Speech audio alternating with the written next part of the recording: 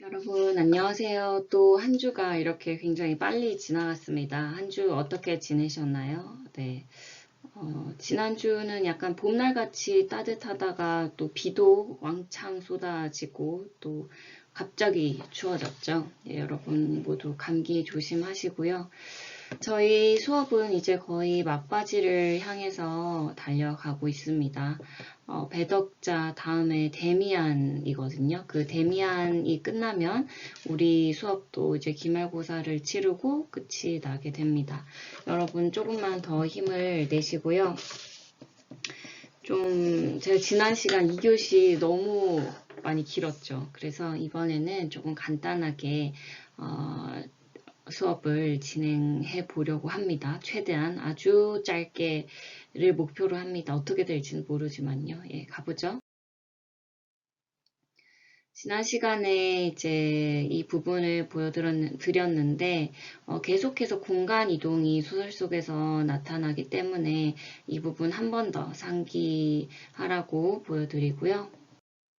그 다음에 인물도 마찬가지 그대로 혹시 기억나시나요? 네.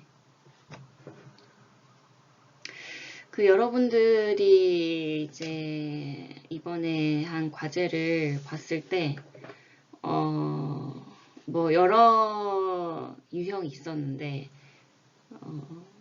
이제 예를 들어서 두 장을 썼는데 한 장 반을 줄거리를 쓴 학생들이 좀 있었어요. 네.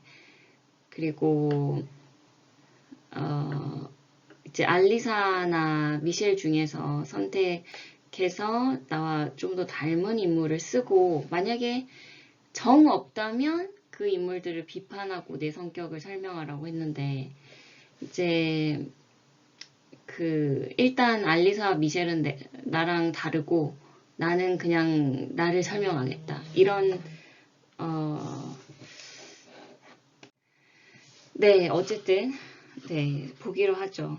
그 다 기억이 나는지 모르겠네요. 네.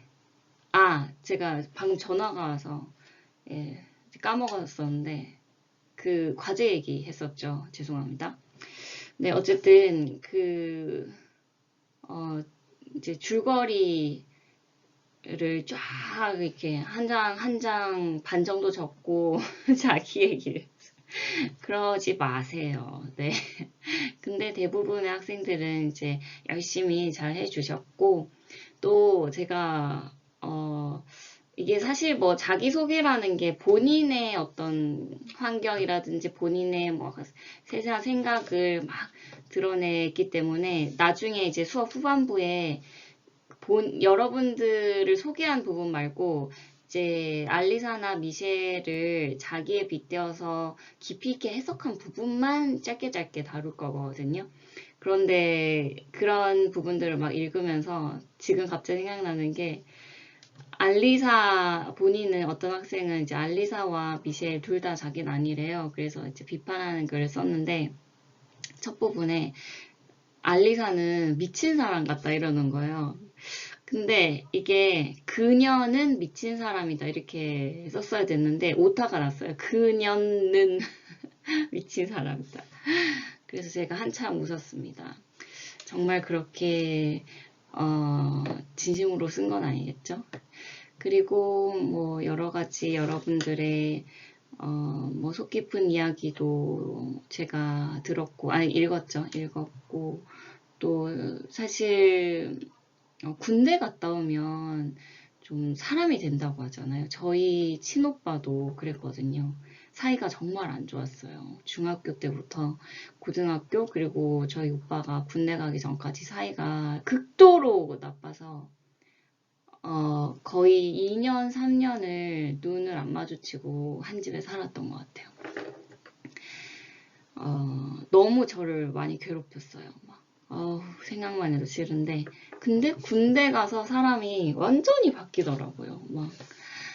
막 해병대 나왔거든요. 산 꼭대기에서 뭐, 이렇게 추운 날, 그때가 가장 추운 그 시기였던 것 같아요. 1월 정도, 1, 2월. 편지를 쓴다 이러면서 저한테 군대에서 쓴 편지를 막 휴가 때 나와서 주지를 않나. 그로도 뭐 자기 속옷 스스로 빨아입고 뭐 이런 것들부터 부모님에 대한 생각, 세상을 바라보는 시선, 그리고 자기에 대한 인식 모든 게 굉장히 많이 바뀌더라고요. 그리고 여러분들 중에도 이제 남학생들이 굉장히 많은데 그래서 정말 빠지지 않는 게 군대 얘기입니다. 네. 저도 참 흥미롭게 읽었고 그런 기억들이 굉장히 자신을 단단하게 해주었다는 것에 뭐 제가 체험은 못 해봤지만 간접 경험으로 공감을 많이 했고요. 또 여자 학생들 같은 경우에도 뭔가 자신의 어떤 그 살아온 삶의 우여곡절이 나름대로 다 있습니다. 그런 것들을 어떻게 극복해서 지금의 내가 되었는지 그런 것들을 좀 저도 함께 공감하면서 읽을 수 있어서 되게 좋은 어떤 경험이었습니다. 그래서 배덕자를 조금 더 깊이 있게 이 과제는 이제 후반부에 좀 다루기로 하고 배덕자를 깊이 있게 이해하는 시간을 함께 가져보도록 합시다. 첫 번째 여러분들이 알아야 될 것은 미셸이 보여주는 사랑의 양상이 어떤지. 두 번째 여러분들이 알아야 될 것은 욕망과 도덕 이 두 개가 과연 극단적으로 배치되는 것인가 아니면 같이 갈 수 있는가에 대해서도 함께 생각해보고 또 욕망을 추구하는 삶이란 무엇인가 도덕을 추구하는 삶이란 무엇인가를 고민해보는 시간이 되었으면 좋겠습니다. 그리고 배덕자와 도덕자는 과연 누구인가 어떻게 해야 도덕적인 사람이 될 수 있고 어떻게 하면 배신 때리는 사람이 될 수 있나 배덕자로 불리게 되는가 이런 것들을 함께 다루겠습니다. 일단 미셸이 보여주는 사랑 여러분들이 대부분이 지금 보니까 단정 짓고 있어요. 미셸은 마르슬린을 사랑하지 않는다. 근데 또 어떤 학생들은 이렇게 얘기합니다. 미셸은 마르슬린을 사랑했다. 사랑하지 않은 건 아니다. 하지만 자기 자신을 더 사랑한 것 아닐까? 이렇게 딱 쓴 친구들이 있거든요. 근데 제 생각에도 그 후자가 더 맞는 것 같습니다. 마르슬린을 사랑하지 않았다기보다 자기를 너무 사랑하고 자기를 아낀 거예요. 제가 보기에는 조금 미숙한 어떤 자기의 성향이 아니었나 라는 생각도 듭니다. 이게 건강하려면 어떤 학생들도 이런 얘기 써줬는데 건강하려면 극단에 치우치지 않아야 되거든요. 그러니까 중도가 항상 필요하고 중요한데 이 미셸도 그렇고 알리사도 그렇고 약간 앙드레지드의 실험적인 소설의 인물, 장치라고 볼 수가 있을 것 같습니다. 따라서 여기 1번 제목에서도 나와 있듯이 마르슬린을 향한 사랑이 어떻게 시작되고 변경되어 갔는지를 한번 보죠. 처음에는 사랑이 없었어요. 처음에는 사랑이 없었고 연민, 의무감, 아버지에게 큰 기쁨을 드리기 위해서 어떤 의무로 아빠에 대한 의무로 결혼을 했고 그녀와 키스를 나누면서 뭔가 그 연민을 느꼈다라고 하고 그리고 이 그녀의 지극한 보살핌, 그녀의 사랑만이 나를 살려주었던 것을 나는 안다 라고 말을 하죠. 분명히 알고 있어요. 감사를 느끼고 있어요. 그런데 이 첫 부분에서 나오는데 이 미셸이라는 사람은 애초에 누구에 대한 굉장히 뜨거운 감정을 느끼지 못하는 사람이었어요. 그러니까 본인이 무엇을 생각하고 느끼는지 잘 모르던 사람이었어요. 그래서 친구들에게도 진한 우정을 느낀 적이 한 번도 없었다라는 비슷한 문구들이 나오거든요. 그러니까 마르슬린을 향한 어떤 사랑이 있었겠습니까? 처음에 결혼할 때. 그런데 새로 태어난 후에 뭔가 사랑이라는 거, 뜨거움, 열정, 막 욕망 이런 것들을 느끼게 됐고, 어떤 아내에 대한 감정도 다시 생각해 보게 된 거죠. 네. 그런데 아내에게는 다시 태어난 원문으로서의 나를 보여줄 수 있었어요, 없었어요? 없었잖아요. 그렇기 때문에 나의 이제 어떤 본능적 욕망과 맞닿아 있지 않는 대상이었어요, 애초에. 그래서 마르슬린을 향한 어떤 감정과 그 아이들, 미소년에게 느끼는 감정, 혹은 진짜 자기가 사랑한다고 느꼈던 그런 대상, 여기선 미소년으로 나오죠. 그 대상에 대한 어떤 감정이 조금은 달랐던 것 같습니다. 그리고 마지막에 약간 좀 방탕하게 어떤 이제 다른 여자랑 그 이름이 뭐죠? 목티르 맞죠? 네, 목티르랑 이제 한방에 가서 막 그런 게 있는데, 그런 어떤 소위 본능적인 욕망에 따르는 그런 감정이랑 마르슬린을 향한 그 감정은 종류가 다르죠.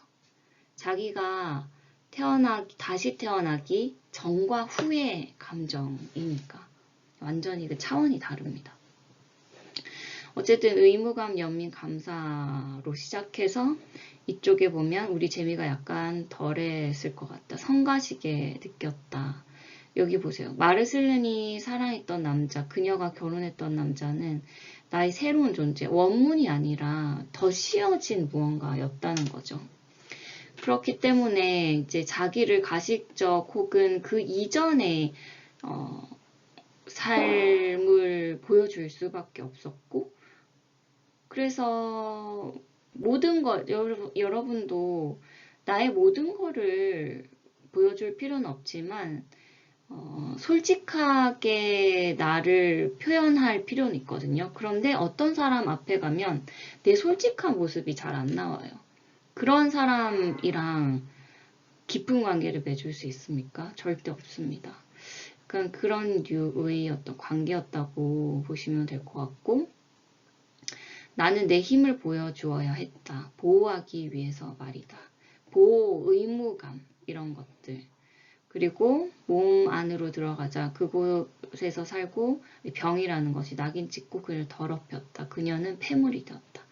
그녀가 비생명적이라고 생각한 거죠. 자기가 굉장히 두려워하고 무서워하는, 혐오하는 그런 존재로 변해버린 겁니다. 내가 그녀를 사랑한 것은 사랑을 하긴 했어요. 그런데 그 미소년들을 향한 사랑과는 달랐어요. 왜냐하면 그녀 고통을 치유해주기 위해서 사랑했거든요. 맹세하지만 나는 그녀를 열렬히 사랑했다. 인간 내부에는 얼마나 상반되는 정열과 사고와 함께할 수 있는가 정말 공감합니다. 네, 이 부분. 여러분들이 굉장히 일관되고 합리적인 것 같죠? 절대 아닙니다. 세상은 더더욱 아닙니다. 혼동 속에서 인간은 살아갈 수밖에 없고 100%라는 것은 절대 있을 수 없습니다. 제가 절대라는 말을 거의 안 쓰거든요. 생활하면서 그리고 연구하면서 강의하면서 뭐든지 절대라는 말을 안 쓰는데 언제 절대라는 말을 안 쓰냐면 절대라는 말을 쓰냐면 그 절대라는 것은 없다라는 말을 쓸 때 절대라는 말을 씁니다. 절대 이 세상에 100% 확신, 절대적으로 라는 개념은 절대 없습니다. 네, 이럴 때 쓰는데 여러분들은 대학생이니까 제가 하는 말을 이제 이해하리라 생각하고 말하는 거예요. 제가 중학생, 고등학생한테 이렇게 얘기하면 이 쌤이 약간 돌았나? 이런 이런 반응들이 막 오더라고요. 욕망과 의무감 사이의 갈등을 많이 느끼게 됐죠. 네. 결국은 마르슬린을 향한 사랑은 의무적 사랑이었다고 볼 수 있고, 다른 이들을 향한 사랑은 어떤 자유로운 사랑 혹은 욕망으로서의 사랑, 본능적 사랑, 네, 본능적 사랑이었다고 볼 수가 있겠죠. 네, 그러니까, 네, 그리고 바로 이 본능적인 사랑 나옵니다. 미소년을 향한 사랑 보시면 아까와 완전히 달라요. 아까 이 전 슬라이드 다시 한번 이렇게 여러분 항상 이 프린트 하고 계시죠? 네. 얘는 누구냐면 영화 포스터예요. 네, 영화거든요. 제목이 뭐죠? 기억이 안 나네요. 네, 이놈의 기억력.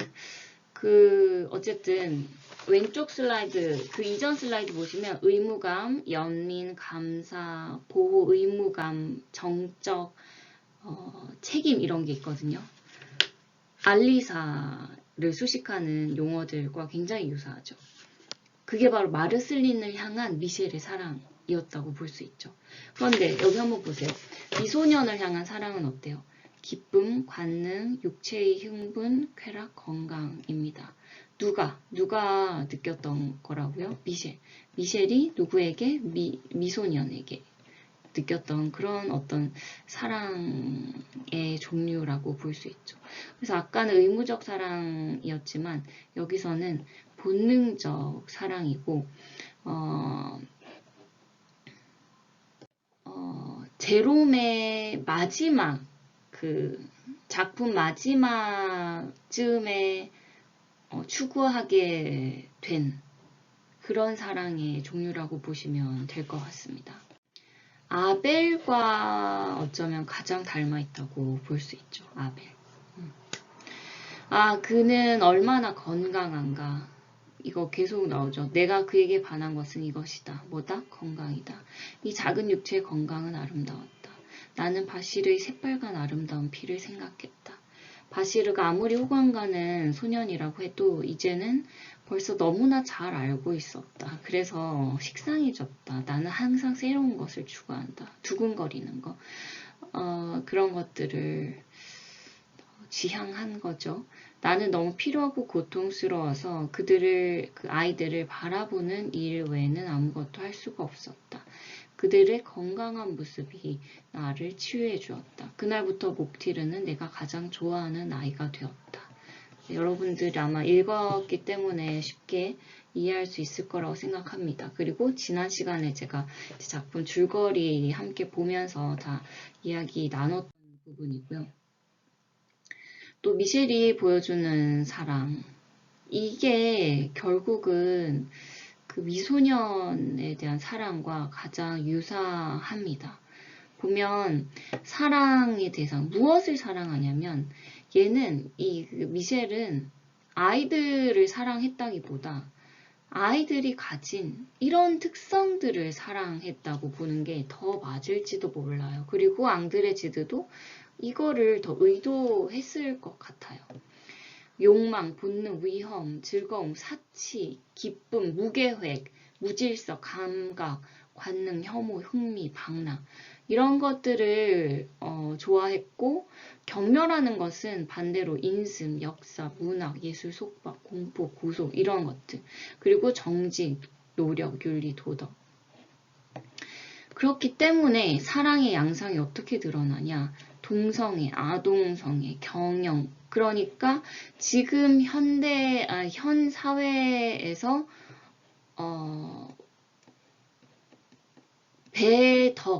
덕을 배반하는 거 혹은 덕이 아닌 거라고 칭해지는 모든 것들을 사랑하게 됩니다. 네. 물론 저는 이게 나쁜 쪽으로 이제 기울어지면 굉장히 범죄가 될 가능성이 많거든요. 그리고 한 사람의 어떤 육체와 정신을 망가뜨리는 통로가 될 수 있습니다. 그래서 이런 것들을 실제 여러분들의 삶에서 막 갑자기 마약하거나 이러면 안 됩니다. 네, 그런 것들을 실천하면 절대 안 되고, 다만 아까도 얘기했듯이 뭔가 이런 극단적인 인간 유형을 실험적으로 보여주었다고 보면 돼요. 그리고 항상 기억해야 할 것은, 우리 인간이 사는 곳은 다른 사람과의 관계가 반드시 필요한 곳이기 때문에 나만의 어떤 감정이나 나만의 생각을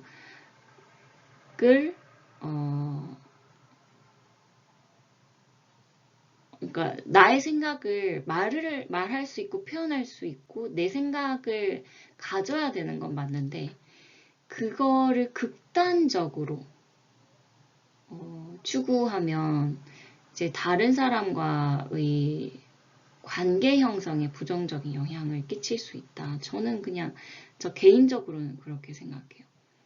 그래서 자기 주관이 있는 삶을 살되 다른 사람과의 어떤 소통도 잘 되는 삶을 살아야 될 거 아닙니까? 그런 얘기죠. 경험의 위험성 그 자체에 마음이 끌렸다. 여러분들 중에 부모님께서 이제 사업하신 분들 계실 텐데, 개인 사업 하시는 분들은 반드시 한 번은 망합니다. 굉장히 위험한 만큼 수익도 보장이 될 가능성이 크고, 또 개인의 책임감을 오히려 더 많이 요구하기 때문에 그만큼 성취감도 굉장히 높고, 이 미셸도 마찬가지로 농장을 경영하면서 그 사람들을 꾸리고 뭔가 계획하고 그런 것보다 경영의 위험성 자체에 마음이 끌렸다, 이렇게 말하거든요. 그리고 나 스스로 명령하고 지배하는 것. 그래서 나는 경영을 하고 있다, 이렇게 말합니다. 또 지출을 할 때마다 수입을 늘려야 한다고 생각하면서도 또 내 마음 속에서는 막 무계획적인 지출을 하는 거예요. 그게 더 짜릿하고 기분이 좋다, 이거죠. 저랑 비슷하죠? 여러분들도 비슷한 학생 꽤 있을 텐데, 근데 이게 참 굉장히 무서운 발상입니다. 네. 지출만 계속 하게 되면 이제 그지가 되는 거죠. 밤과 야만적인 생활과 무질서에 취하여 이슬에 젖고 흙투성이가 되어 나뭇잎으로 온몸에 뒤집어쓰고 돌아왔다. 네, 짐승, 뭔가 야생마 같은 느낌 많이 듭니다.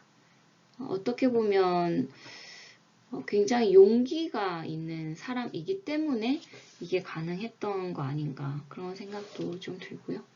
네, 여러분들 좀 쉬고 다음 2교시에 만나 뵙도록 하죠.